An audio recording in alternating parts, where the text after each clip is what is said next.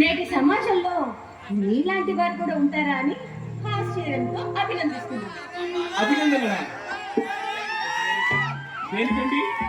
పక్కవాడికి అన్యాయం జరుగుతుంటే మనకెందుకులే అని పట్టించుకోకుండా ఉండే ఈ రోజుల్లో ఎవడో ముక్కు మొహం తెలియని వాడి కోసం మీరు ఇంతగా ఇది చేయటం నేను కళ్ళారా చూశాను. చూసారా?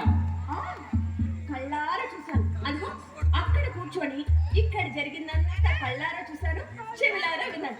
అందుకే మీరు చాలా గొప్పవారు అంటారు. నేను ఇంత గొప్పవాడిని కాదండి, సామాన్యమైన మనిషిని. మీరేదో అలా అంటున్నారంటే. అయినా ఈ బెట్టింగ్లు ఏంటంటే చిన్న పెద్ద తేడా లేకుండా అందరు ఇదే ఇదిలో ఉంటున్నారు.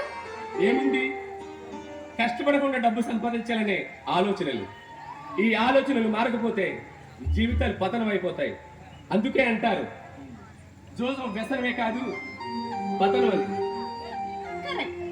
ఈ జూదానికి అలవాటు పడితే ఎవరైనా సరే పతనం అవ్వాల్సిందే. అది సరే, ఎందుకు మీ పేరు?